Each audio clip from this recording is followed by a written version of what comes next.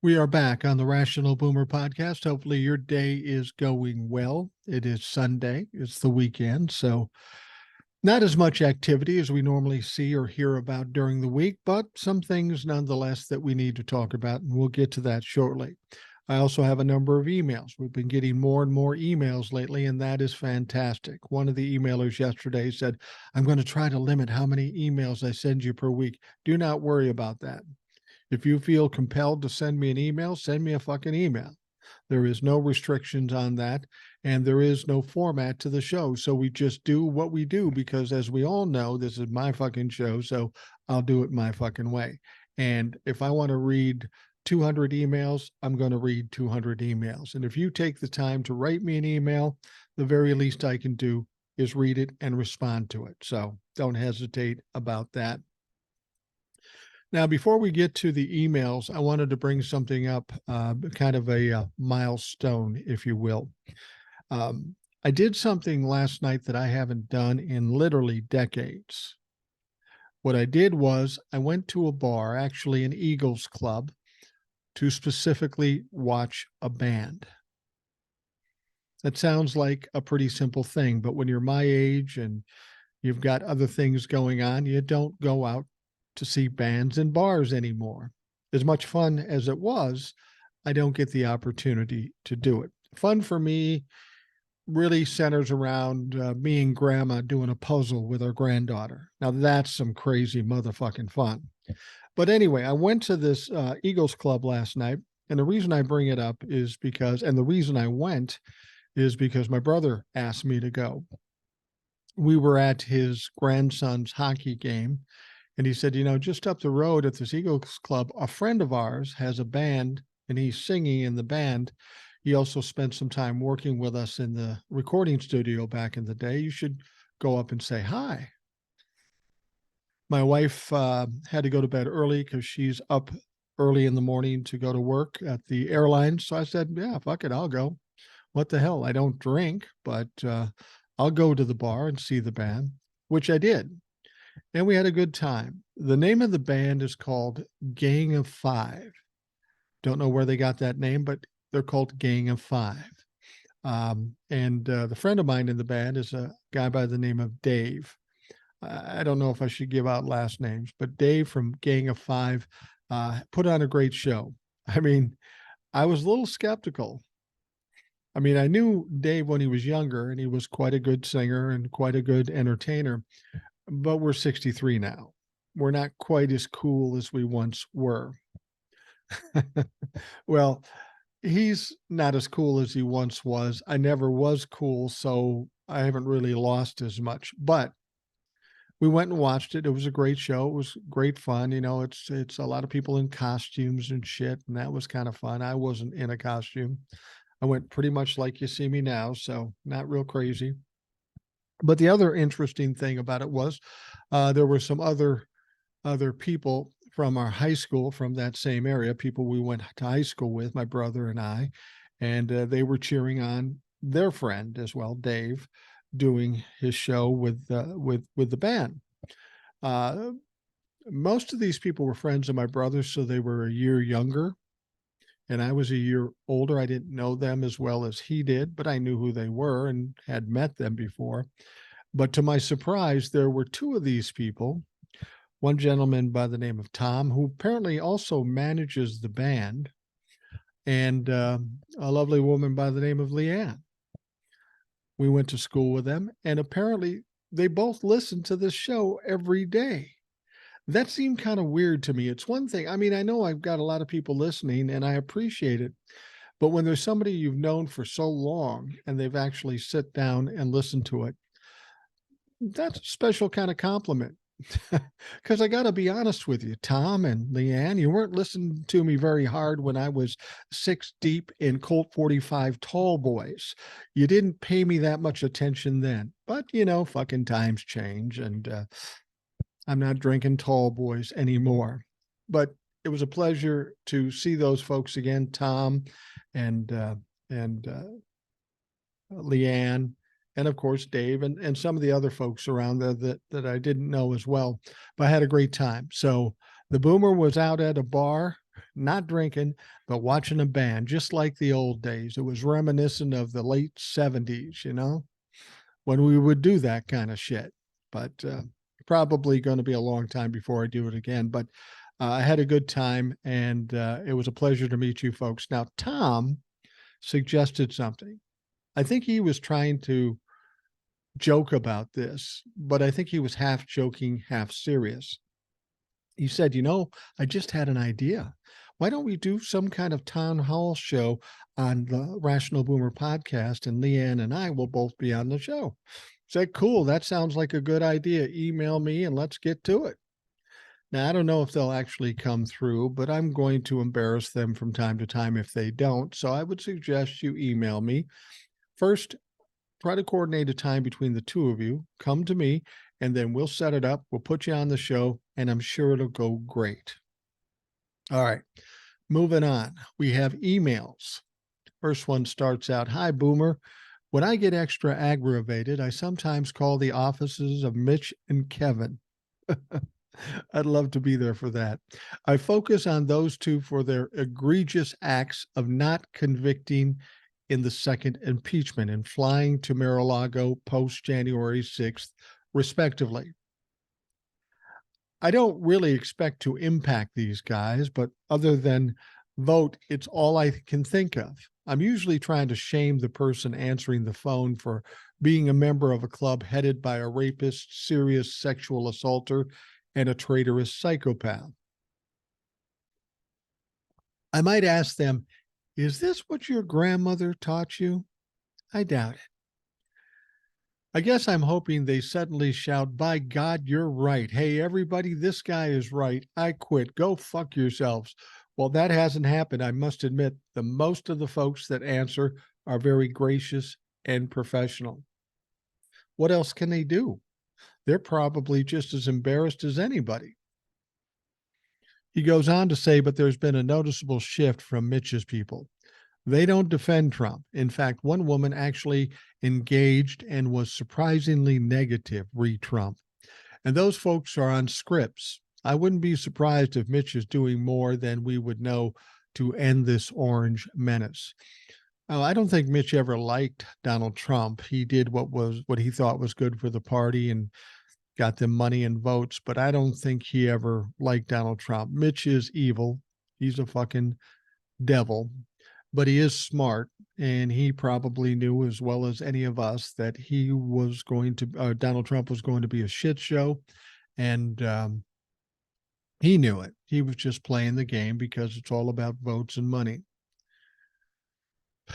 The emailer goes on to say, I'm no Mitch apologist. He's right with Newt and Fox News as the unholy trinity in my book.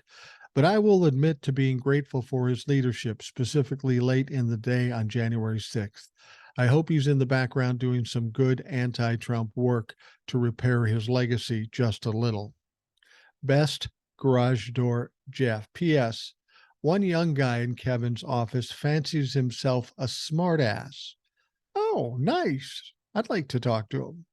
Without knowing him, I'm still sure he would have benefited from spending a summer with my late father. It was like a day camp, only run by an Amish guy. Instead of arts and crafts, there might be raking hay, for example. I know it would have helped his attitude just a little. Thank you, Jeff. I appreciate it very much, and you make some excellent points. Next one comes from Russell. He says, hello, Mike. I only recently discovered your podcast, and I love it. You tell it straight and have actual facts and coherent thoughts behind your words. I'm an over-the-road truck driver, and I'm so thankful for you taking up an hour of my day, LOL. Anyway, I wonder if you can comment on something. It appears Letitia James is gutting the Trump organization. How broke will Donnie Dipshit be? Like, will he only have $10 million or really broke like me? Over the road, Russell. Well, it's hard to tell. I think what's going to happen in this lawsuit, it is going to be absolutely devastating, and it's going to take everything from him. He's going to owe a lot of money. 250 million. I think Michael Cohen said he thought it would be more like $600 million. He's got to pay all that back, or it's got to come out of somewhere, property, what have you. So if he has any money laying around, that's going to get sucked up very quickly. I would say the only way he has money after this is all said and done is that if he has it hidden someplace offshore. And I don't think Donnie's smart enough for that. And even if he does, he's going to have to try to get it into the country, and that's not going to work too well. I don't think he'll have $10 million. Broke like you or me or any of us, maybe not that broke, but broke enough where his lifestyle will be shattered. His image and his psyche will be broken, and he will never be the same. He will never be able to hold his head up high. As I've told you many times, Donald Trump is a narcissist. So being a narcissist, the worst thing that can happen to him isn't even jail. It's about people realizing he's a fraud, that he's not rich, that he's not powerful, that he doesn't have property, that nothing he says is true. When that gets exposed, that's when the real problems for Donald Trump start. And you have to understand this too, Russell. Not only are they going to take all his money away and all his properties, but they're also going to be criminally prosecuting him. There's a lot of things hanging over his head, and it's all going to come crashing down on him. So whether he had $2 million or $0, it's not going to matter, because he is going to be paralyzed from all the shit happening to him. All right, next one starts out, congratulations, Mike. How lucky you are. Why? Because in about a year from now, you would need to get yourself ready to enroll in the wonderful Medicare program. I don't know if you have insurance through pension that would require you to choose Medicare insurance programs through them. If so, you're in luck. You don't have too much to worry about because you have to select one of the choices that they provide.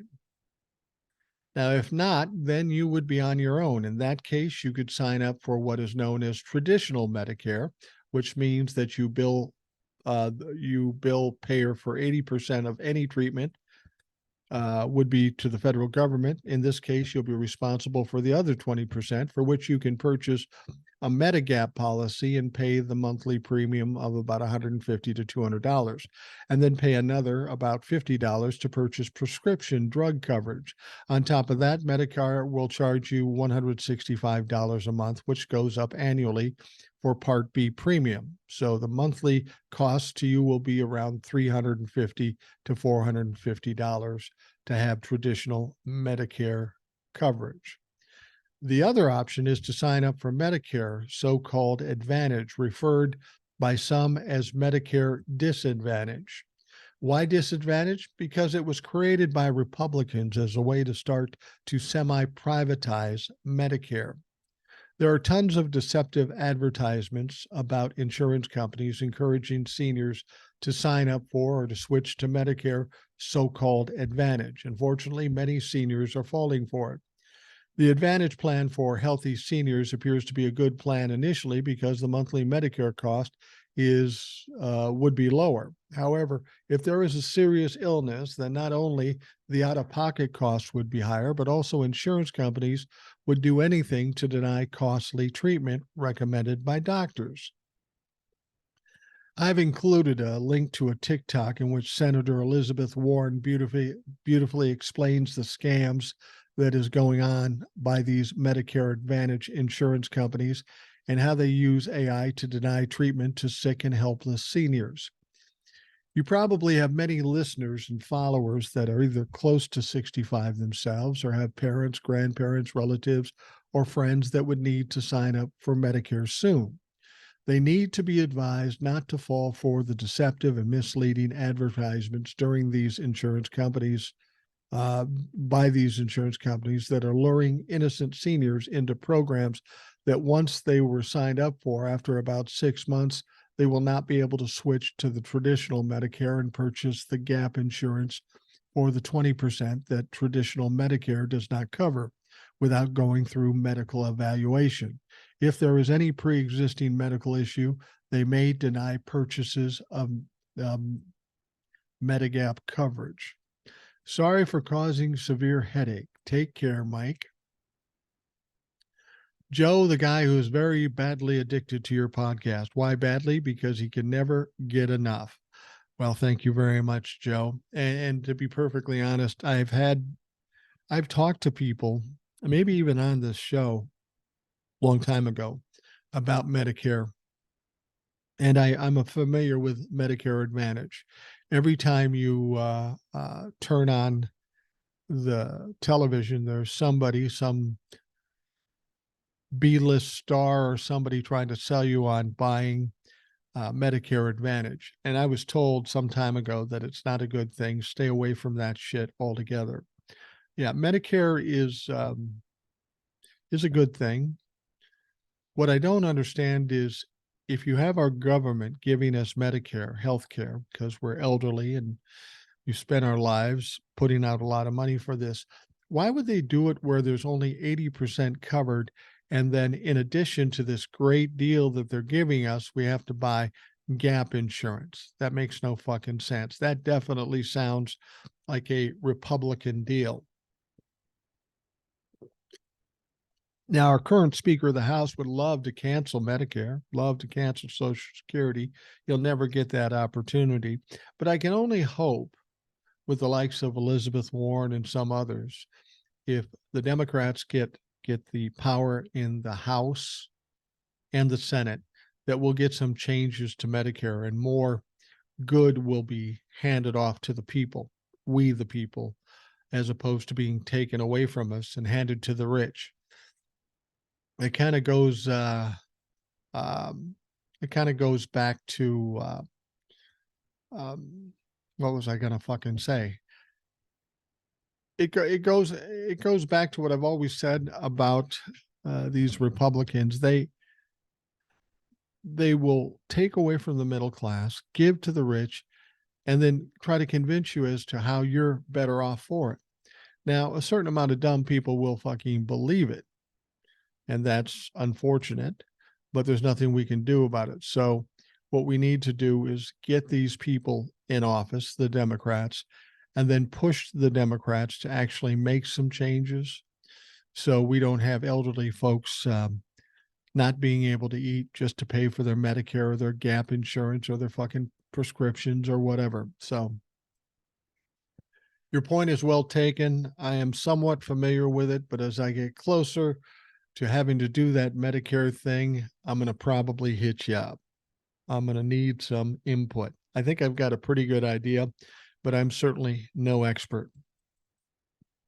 All right, the next email. Mike Johnson said in his speech that he was ordained by God to be put in place at this time. I wonder if he'll survive the budget negotiations. Joe Biden is going to probably easily outsmart him. If he shuts the government down, the reasonable Republicans will oust him.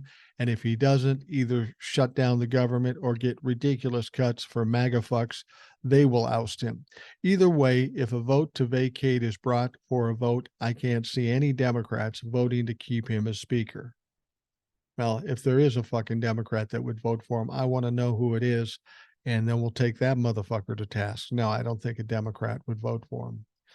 I would hope a reasonable Republican wouldn't vote for him, but I was fooled there because every Republican voted to put him in the Speaker's role. The email goes on with the Republicans trying to move away from Boebert. Does that mean at least some are seeing the writing on the wall? The MAGA movement is dying, and if the Republicans don't change their party, it dies with it. I wonder how many others will try to back away from it. I think a lot of people will try to back away from it. But as I've said before, most of these people hung on too long. They doubled down, they tripled down, they quadrupled down, and they may have dug a hole they can't get out of. The stench of Donald Trump and these MAGA fucks is on them. And every time they run for office or go on television, they will be reminded of that and embarrassed. And I don't know if they'll ever be able to climb out of that. I think more and more of them are starting to back away. I think Donald Trump's support has lessened. I think MAGA support has lessened, in spite of what Matt Gaetz said. I don't know if you heard this, but Matt Gaetz said MAGA is ascending right now. They are the power of the Republican Party. Perfect example is Mike Johnson being elected Speaker of the House. Now, the worst part of that statement is that he's fucking right. We have MAGA and we have the people that want to step away from MAGA, but they refuse to push back, and they just bow to them and do whatever they want. So even though we have some people that say, I'm not MAGA, I'm not that kind of guy, the fact that you support these people makes you just as bad, just as culpable. So don't tell me you're not all MAGA. You are all fucking MAGA. Email goes on. I saw an article today which made it sound like Joe Biden getting impeached is looking more likely. The source was Mike Johnson speaking on Hannity. He said that it's very likely that Joe Biden committed impeachable offenses. He, of course, offered no evidence. He knows the simple-minded people who watch Fox won't look into it and assume that he's telling the truth. They think the voters will just turn away from Joe Biden just because he's impeached. They can't comprehend that voters are intelligent enough to realize Trump actually was guilty of crimes he was accused of. Well, their voters are dumb enough to believe it. And for whatever reason, they think the rest of us are just as dumb as their voters. And it is kind of insulting. That was a weird thing about this impeachment thing. I heard what you said. I heard that same story. What was funny is somebody recently asked James Comer, who is a leader of the Republicans, who's held a number of impeachment hearings. Somebody asked him, said, James, do you think you're going to have some more impeachment hearings? And he kind of shrugged his head. He goes, yeah, probably not. And there's a good reason for it, because he's been embarrassed every time he's done it. And he's probably getting sick of being embarrassed.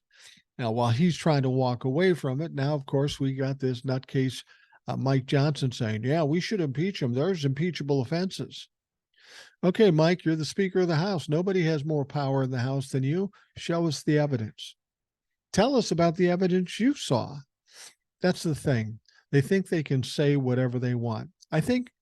Honestly, I think Mike Johnson is in trouble. And here's why. He was a rep for a few years. He's relatively new to the House of Representatives, I think 2016. He flew under the radar. He could collect his check and spew his shit. Nobody really cared because nobody knew who he was. But then he finds himself as Speaker of the House. Now he's playing in a totally different arena, much like Donald Trump did when he won the presidency. These people are used to bullshitting their way through or bullying their way through or talking around people. And that's well and good when you're in business in New York or you're just a rep of Louisiana, from Louisiana, which is last in fucking everything. You're a failure there too. But once you are elevated to the national level and you've got people outside your little community checking your answers, yeah, then you got a fucking problem. Because while the people in your district in New Orleans or wherever Donald Trump has buddies in Florida, what have you, the rest of the country doesn't think like that. And you're going to get blown up. So Mike Johnson should be ready. Things aren't going to go well for him, and they're going to continually get worse as the year goes on. The email continues. Speaking of Hannity, how far does the freedom of the press go to protect him? We know he was callow texting Mark Meadows on January 6th, trying to get to Trump. Could Meadows have evidence tying Hannity and others so-called journalists at Fox Non-News to Trump's failed plot? They should be worried. Well, I would say Mark Meadows probably has some evidence. As I've told you before, he flipped on Donald Trump, but it's all his text, all his emails, all his communications are going to implicate a lot of people. And since we know that Fox News was pretty well involved in this whole thing, it wouldn't at all surprise me if there were Fox moderators or management folks getting indictments. I don't know if that will happen. I mean, when you're dealing with the press, it's a little different situation, but it certainly could happen. Wrapping up the email, I can't wait to hear about the rambling answer Dirty Diaper Donnie will give on the stand. I wouldn't be surprised if he admits to everything under oath. You know, he'll probably be so worried about making sure it looks like his wealth is as much as he claims that he'll inadvertently admit to being a fraud. I think he's already done that. There is also the chance that he could commit perjury during this. Either way, it's going to be fun. Thanks, Eric. Eric is our listener from Iowa. And just an interesting note, we know that Ivanka Trump has been ordered to testify in Letitia James' civil suit against Donald Trump. She must testify. She tried to get out every possible way. She learned from the best, Donnie Trump, her daddy. And the judge said, fuck it, no, you're coming here. You can't get out of this. But what also came out yesterday was something interesting. We knew Donald Trump was going to testify in this case. That was already a given. And also his sons, Don Jr. and Eric. Well, they have scheduled a date for Donald Trump to testify in the Letitia James case, and that is November 6th. We're at October 29th. So we're what are we talking? 8 days? 8 days, and Donald Trump will have to testify. And even better than that, Ivanka, Eric, and Don Jr. are scheduled to testify before Donald Trump testifies. So the next week's to 10 days, it's going to be a motherfucker for Trump family. They're all going to have to testify, and it'll be interesting to see what, in fact, they do. All right. I have an email from Old Soul. And I've got some good news, too. I've been trying to coordinate time to do a show with Old Soul. And it looks like she'll be on tomorrow. It's always a great pleasure to have Old Soul, as well as all the other listeners, too. But Old Soul seems to be a big favorite amongst the listeners, so I'm anxious to get her on the show. And she has some interesting insights. She has one such insight in her email. She says, "Hey, Boomer. While listening to the podcast this morning, my daughter overheard your reading an email from Deb. She has a message for Deb, if you wouldn't mind passing it along to her and other listeners who need to hear it. Not a problem. Always glad to hear from Old Soul's daughter. Please let her know young people are not voting for Trump over Biden because of a foreign policy disagreement. Young people are not single-issue voters. In order to vote for Trump or any Republican over Biden because of foreign policy means they'll have to only care about that one issue, and they'll have to ignore Biden's policies on climate change, affordable health care, affordable housing, making the rich pay their fair share, his pro-union stance, his pro-choice stance, women's rights, his policies on student debt relief, creating creating jobs such as the CHIP Act that will compete with China, investing in the middle class, equal pay policies, his stance on gun control, and they'll have to ignore Biden's unwavering pro-democracy platform. They'll have to ignore the fact that Trump was instrumental in overturning of Roe v. Wade and spews lies and hate speech. They'll have to ignore Trump is a climate and election denier. Nothing is real.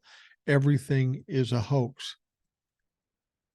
They call the Republican Party the anti-party. They say that because the Republican Party is anti-everything, literally. The Republican Party is anti-abortion, anti-voting rights, anti-science, anti-gun regulation, anti-LGBTQ, anti-books, anti-education, anti-women's rights, anti-history, because they don't want to include the history of Black and Indigenous Americans. Republicans are even anti-TikTok.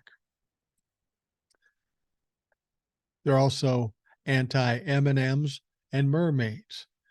Boomer, my daughter looked at me laughing so hard she could barely get the words out. She's like, Mom, even that little pink chick Barbie has made it on the Republican anti-list.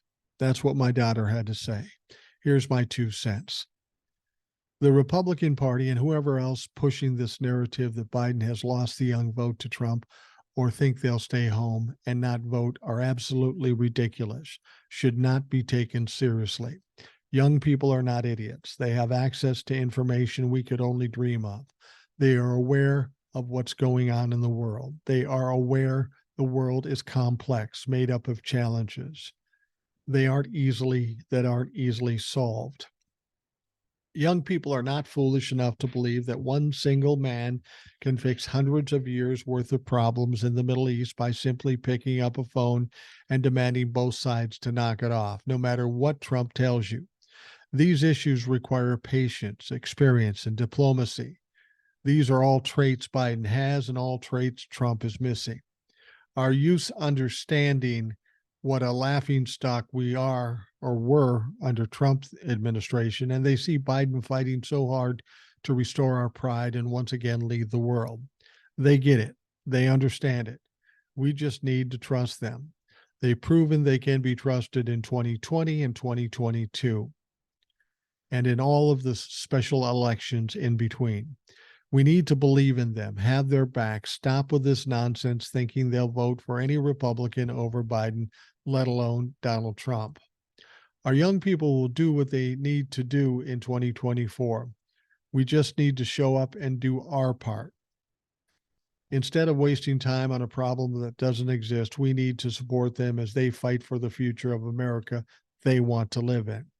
Deb, I hope this gives you some peace of mind. Boomer, thanks for all you do, old soul. I said she'll be on the show tomorrow, so we'll talk more about this.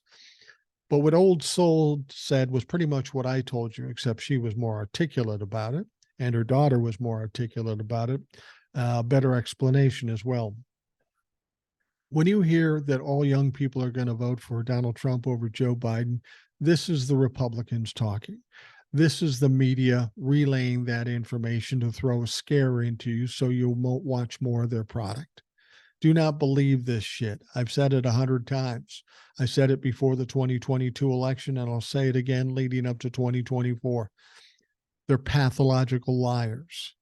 They aren't looking out for the best for you or this country. So why in the fucking world would you listen to them? Do not listen to them. Thank you, Old Soul, and thanks to Old Soul's daughter. Next email. Good evening, Mike. I hope you and your wife had a good time in Maine. Good thing it was before the mass shooting they had in Lewiston, Maine. Anyway, with all the bullshit going on with Donald Trump, as someone I knew called him, and other idiots, dumb Trump, I should say, people in my city have put Halloween decorations on their lawn. It's so fitting. I'm sending you pictures. The couple who own the home are prosecutors for our police department. I hope the pictures make you laugh. Jamie from New Hampshire. Well, they did make me laugh, Jamie, and it's pretty interesting. I'd show you the pictures, but it's in email and such. But some of the pictures had a standee of Taylor Swift, and it said Taylor Swift for 2024. It made some disparaging remarks about Donald Trump. There were some tombstones with interesting epitaphs written in them, talking negatively about Trump. It was very good. Thank you, Jamie. I appreciate it very much. And say hi to Billy for me. You didn't mention Billy this time. You always mention Billy. Say hi to Billy for me. All right, we are going to take a quick break, and we'll be right back.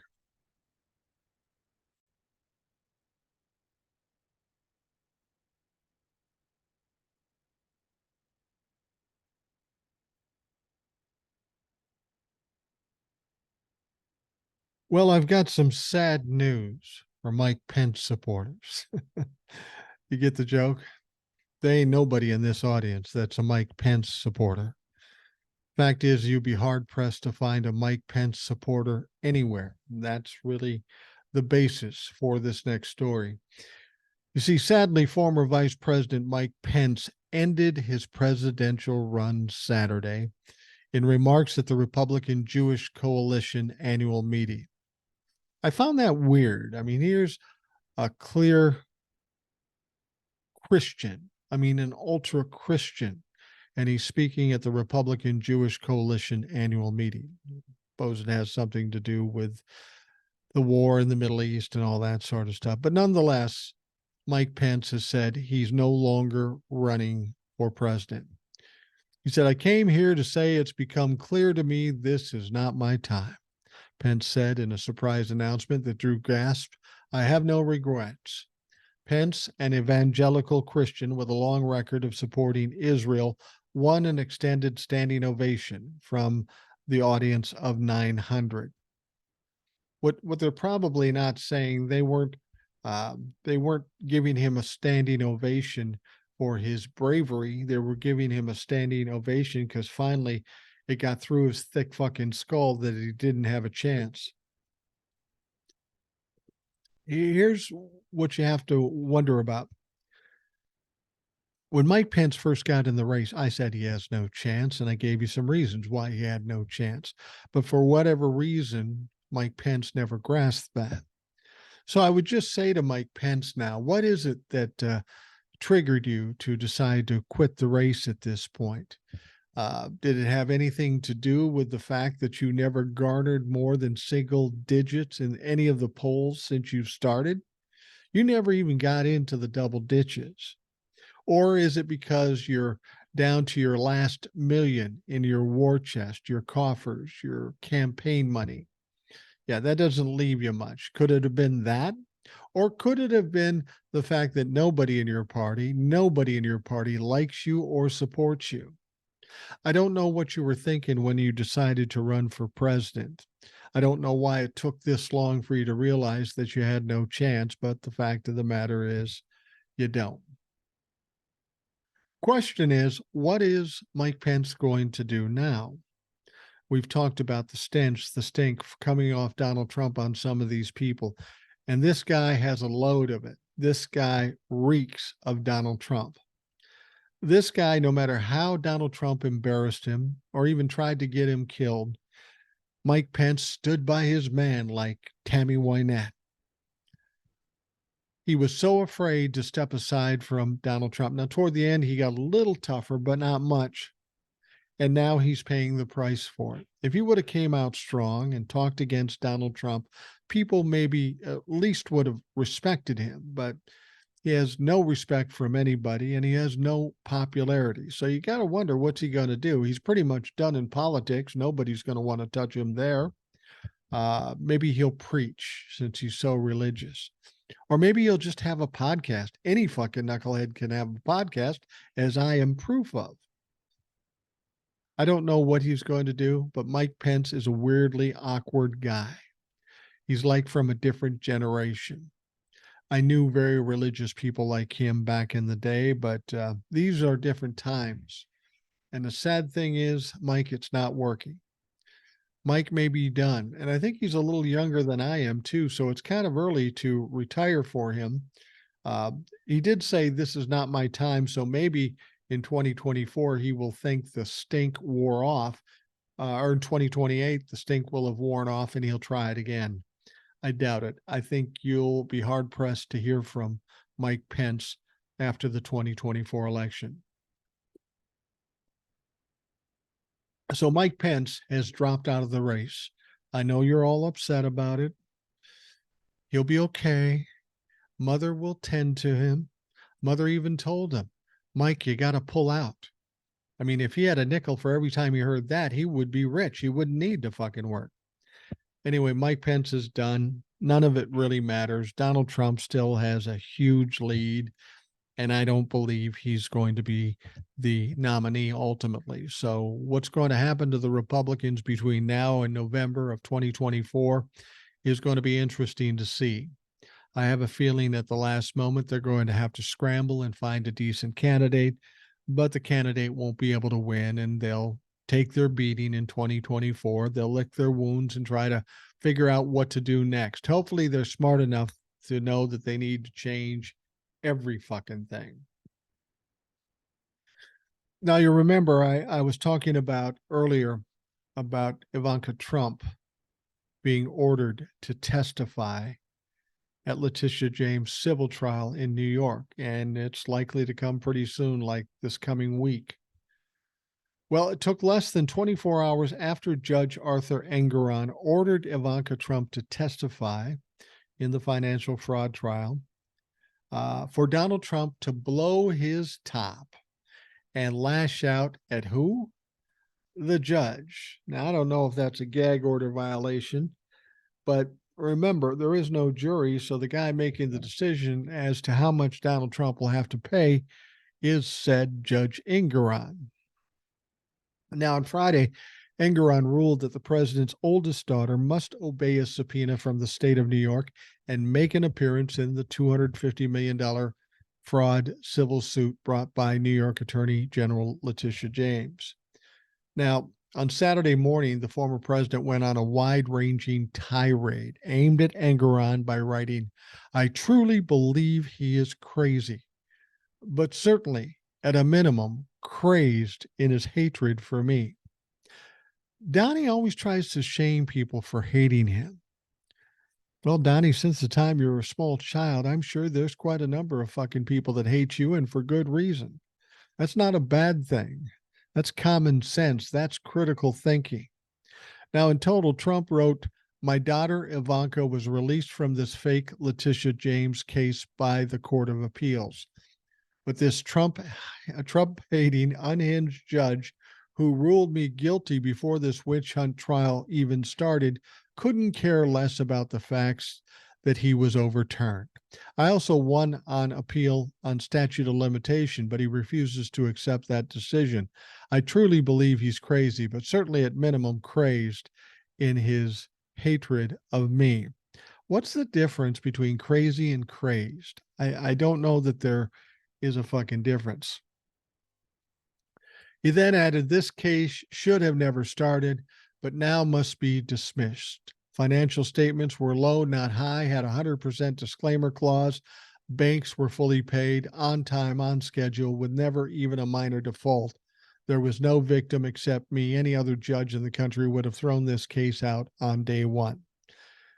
Well, that's not true.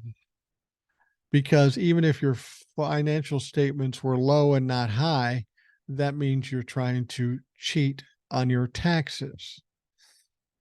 This was not overturned by anyone. What the judge actually has said is that there is so much evidence. That's why he gave the summary judgment.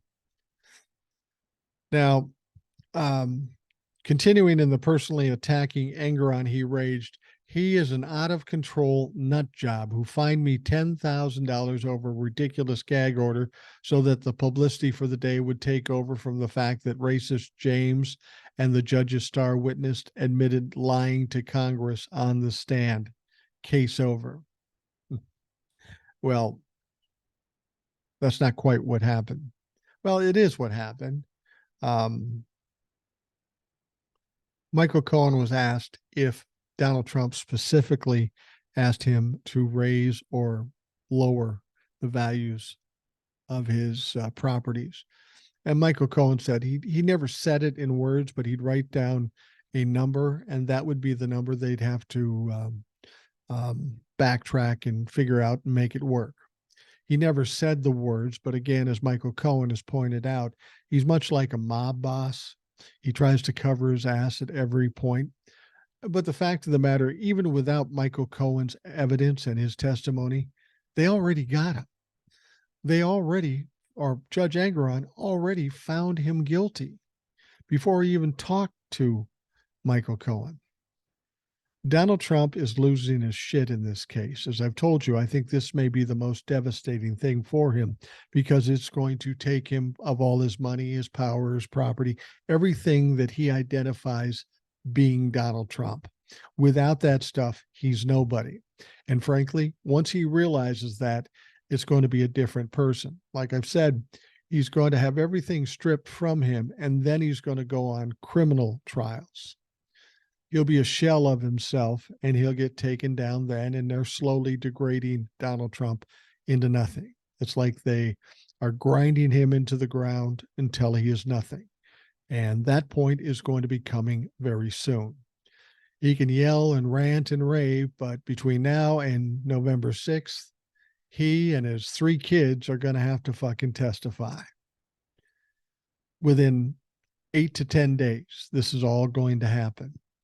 This is going to make Donald Trump even crazier. He's going to try to get out of testifying, but he can't. He's going to try to get his kids out of testifying, but he can't. I've heard tell that people are really looking to Don Jr. as the weak link that will fuck things up. And you know what? Depending on how much coke he did before he comes in, I'd have to agree. Now, we've been hearing a lot about plea deals in the Georgia case. And I've heard a lot of people say, I'm sure everybody's going to take a plea deal. I'm sure Donald Trump's going to take a plea deal. But that's not necessarily true. Not everybody in Trump's RICO trial in Georgia is going to get a plea deal. It's not out there for everybody. Just because you are charged with a crime doesn't mean you're going to get a deal. There are many people that don't. They aren't worthy of a deal. Or somebody like Donald Trump and Rudy Giuliani and Mark Meadows, they may be the targets of this prosecution, and they have nobody to flip on, so they would not get a deal. Former federal prosecutor Glenn Kirshner on his YouTube show, Justice Matters, suspects that there is a good reason why former President Donald Trump and some of the 14 remaining co-defendants, namely Rudy Giuliani and Mark Meadows and John Eastman, are still facing conspiracy to overturn the 2020 presidential election and aren't getting offered sweet plea deals by Fulton County District Attorney Fani Willis. He goes on to say, so you know what, Donald, Rudy, Mark Meadows, you all want a plea offer, said Kirshner. Well, here's the offer. You go in, you plead guilty to the indictment on every charge on which the grand jury indicted you, accept responsibility for what you did, and then you can make your way to sentencing and throw yourself on the mercy of the court. There's your plea offer. Now, Glenn Kirshner is a pretty sharp guy, and I trust a lot of what he says, and I tend to agree with him here. Donald Trump, Rudy Giuliani, and Mark Meadows have no leverage. They have nothing to give. So they are going to take the full extent of this prosecution, whether they like it or not.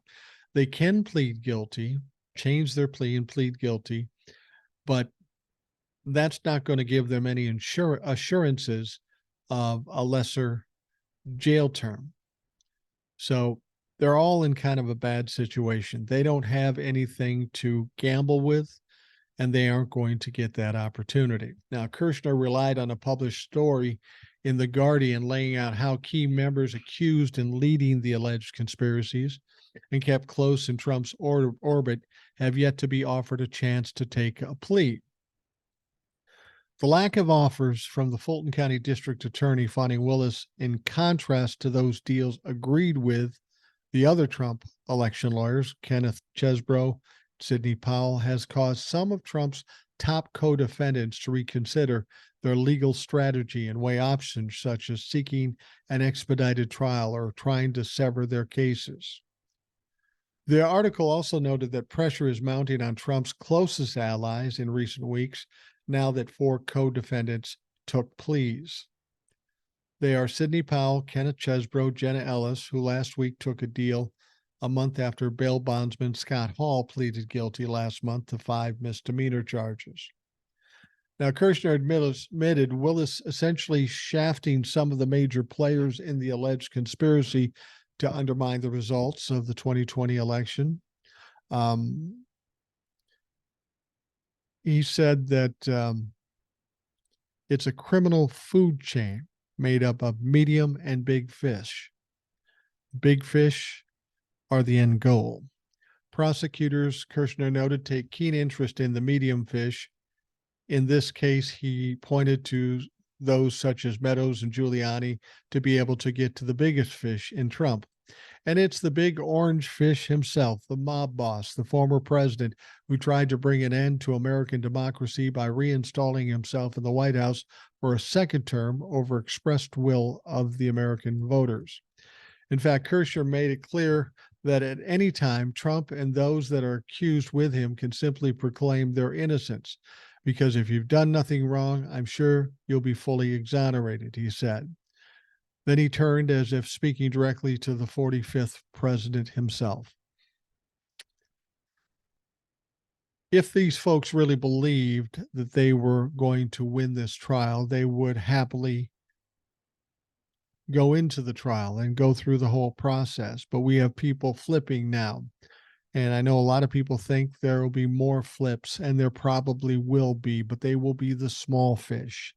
And those small fish might get deals. But when they get to the top echelon, the Giulianis, the Meadows, the Trumps, they aren't going to get deals. They're going to have to go through the entire process. And once again, I remind you, the most wonderful part of this, it's Georgia. So it's on TV. Now, Trump also escalated his attacks on Judge Engoron, as I pointed out Saturday, and he also lashed out at President Joe Biden over the fraud trial that Biden has nothing to do with. Donald Trump would like you to believe that Joe Biden is the driving force behind this lawsuit, which he is not. Why would he? He's the president of the United States. This is the state of New York. Frankly, Joe Biden doesn't have jurisdiction there. Trump has appeared frequently during his trial in the fraud case brought by Letitia James and presided over by Engoron, and took many an opportunity to rant reporters in between the proceedings. His last appearance culminated with Trump stunning his Secret Service detail by abruptly storming out of court after repeated legal smackdowns by Judge Engoron that included a $10,000 fine. But despite threats of further punishment, Trump went on a social media bender Saturday morning, first posting an attack over Judge Engoron's decision that Ivanka must testify in person, as we talked about earlier. He said, "My daughter Ivanka was released from this fake Letitia James case by the Court of Appeals, but this Trump-hating, unhinged judge who ruled me guilty before this witch hunt trial even started couldn't care less about the facts." I know I read that earlier, but the fact of the matter is this is oh so Donald Trump. Donald Trump is one that has a little problem with the truth. And when confronted with the truth, he loses his shit. This case for the civil suit is just now starting to heat up. And as I mentioned, over the next week or so, the Trump family, all of them are going to have to testify, and this is going to be interesting. Is Donald Trump going to try to throw his kids under the bus? Are his kids going to try to throw Donald Trump under the bus? Is it going to be an absolute shit show melee and everybody gets burnt to the ground? I tend to believe the latter, because these people, once they're in a position of either going to jail or blaming it on somebody, I think they will all do it. And it wouldn't surprise me if his kids kind of ganged up and said, let's all point to dad. He's going to jail anyway. We don't want to go to jail. Let's just bury that motherfucker and move on and live our lives. That's what I would probably do. So watch very closely what's going on with this civil lawsuit. This is going to be a tough week for Donald Trump and his family, because they're all involved in the lawsuit, save for Ivanka. Ivanka got set aside because she'd quit the company, and most of the stuff that happened happened before or after she left. So she's really not involved. I got to think there was some money changing hands there. Ivanka likely as guilty as anyone. And one of the reasons this court case is even happening is because Ivanka Trump inadvertently named her brother Eric as working on some deal that is causing this trial. So Ivanka is kind of responsible for this. All four of them are going to have to talk, and I can guarantee you for all four of them, none of them is going to do well.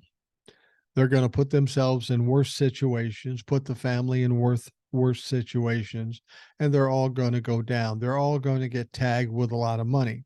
Like I said, Michael Cohen even believes that there might be a total of $600 million in the fine. No way Donald Trump can handle that, especially after you take away his business license and all his businesses. He has no ways to make money save for grifting. But we know that grifting is starting to wane a little bit now, too. People are tired of sending him money and getting nothing in return. Not even their Lord and Savior, Donald Trump, can get away with that. I wanted to spend a minute or so talking about the Israeli-Hamas war. I don't talk about it a lot because I don't have any good answers and I don't know as much about it as I should, but we should bring it up nonetheless because things are starting to kind of happen in this theater, and we should all be aware of it because what happens there does impact the world at large. Israeli Prime Minister Benjamin Netanyahu told the nation Saturday night that the military has opened a second stage in the war against Hamas by sending ground forces into Gaza and expanding attacks from the ground, air, and sea. Casting the war as a fight for his country's very survival, he warned that the assault would intensify ahead of a broad ground invasion into the territory. And this is the one thing that people really want to try to stop. I know the United States does. Israel is talking about sending 300,000 troops into Gaza in an attempt to wipe out Hamas. But in the process, there's going to be a lot of collateral damage that includes innocent folks. And this is where everybody is nervous. Over and above that, Iran has already said, if you do that ground attack, we may get involved. And that puts this on a whole nother level. Because if Iran gets involved, then the U.S. will have to get involved and there'll be posturing and that sort of thing. And then Russia is likely to get involved too. And this becomes a huge mess that is not only a mess for Gaza, the Israelis and the Hamas folks, but also for the rest of the world. And that's what Donald Trump and a lot of other countries are trying to avoid. Netanyahu said there are moments in which a nation faces two possibilities, to do or die. We now face that test, and I have no doubt how it will end. We will be the victors. We will do, and we will be the victors. The bombardments described by Gaza residents as the most intense of the war knocked out most communications in the territory and largely cut off the enclave's 2.3 million people from the world. The military released grainy images showing tank columns moving slowly in open areas of Gaza, many apparently near the border, and said warplanes bombed dozens of Hamas tunnels and underground bunkers. The underground sites are a key target in Israel's campaign to crush the territory. The escalation ratcheted up by domestic pressure on Israel's government to secure the release of dozens of hostages in the October 7th rampage by Hamas, when militants stormed from Gaza into nearby Israeli towns and gunned down civilians and soldiers. The unprecedented attack during a major Jewish holiday initiated a war between Israel and Hamas that could spread into a broader Mideast conflict. Desperate family members met with Netanyahu on Saturday and expressed support for an exchange for Palestinian prisoners held in Israel, a swap floated by the top Hamas leader in Gaza. It's hard to say how this is going to go. Netanyahu suggested once this war gets into full swing, it could go on for a long time, and that's the last thing we need. The last thing that we need is when other countries like the U.S. and Iran and or Russia decide they want to get involved. That's going to be a problem. And that could put this world at risk. I don't think it'll get to that point, but you can see how Israel and Hamas is pushing the envelope here, and it could be a problem. So we have to be wary of it. We have to be ready for it. And people like Joe Biden and other European leaders They need to do some selling with Netanyahu. You have to understand Netanyahu in his country is a lot like Donald Trump, a conservative, a grifter, all these things. Fact is, once this war ends, Netanyahu will probably get kicked out for a second time, but this time he won't be back. Joe Biden's got a tough job here. He's got to try to placate both sides and keep everybody safe if possible. Thus far, it's not been possible. So it'll be very interesting to see what Joe Biden decides to do. It's not going to be an easy job. This situation hasn't been rectified in decades, and I doubt that Joe Biden has the answer to rectify it. That's not what this is about. What this is really about is quelling the anger and the hatred and the fighting and the deaths. Got to slow that down somehow. The moment Israel invades Gaza with 300 troops, then shit starts to get ugly. And I have to give Joe Biden credit for trying to cover his ass in this situation, because how things go in Israel and with the Gaza Strip will reflect on Joe Biden. Joe Biden's a good diplomat. He's got a lot of experience. And if there's one person that can figure out the issues with this particular situation, it is Joe Biden. So we should feel fortunate that Joe Biden is with us, and he is the one that's going to ultimately be negotiating this out. So we'll watch the Israeli-Hamas war. We'll keep you posted best we can. As I've said, that's not my specialty. That's not something I know a lot about. So I tend not to talk about things I don't know anything about. I know that's different from most podcasters, but I have to do that because I don't want to come back and be embarrassed and be wrong. I'm wrong enough as it is. I don't need to take that kind of risk. The main thing is I want people to understand, with all that's going on, it seems insurmountable. It seems overwhelming. It seems like there's no way out. And I will tell you this, of course there's a way out. Of course there's some hope.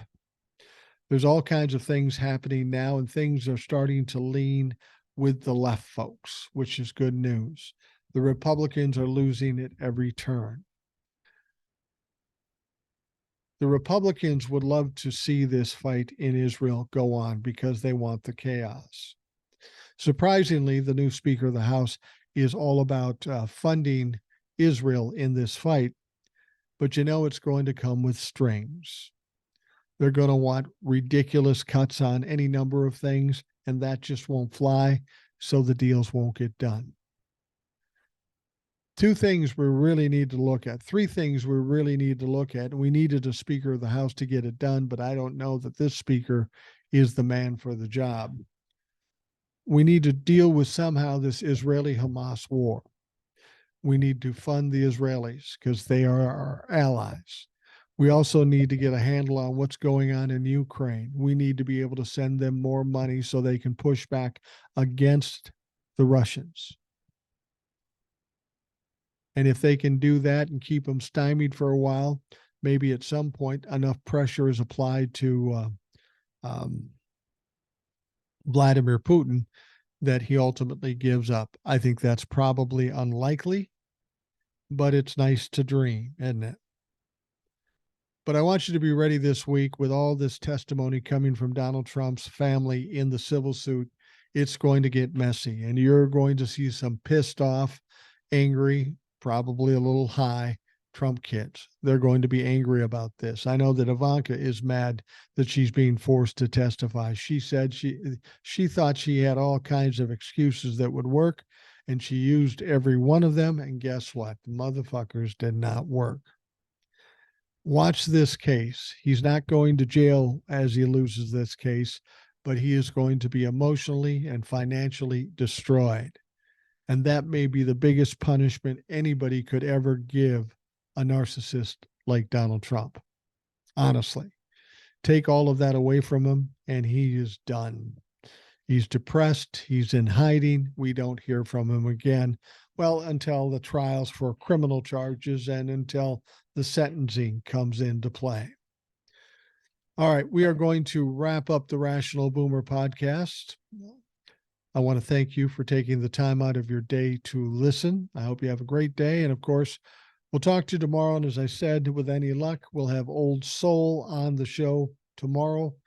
And you know how that will go. It'll be a good show. So be sure to join us here on the Rational Boomer podcast. Have yourself a wonderful day.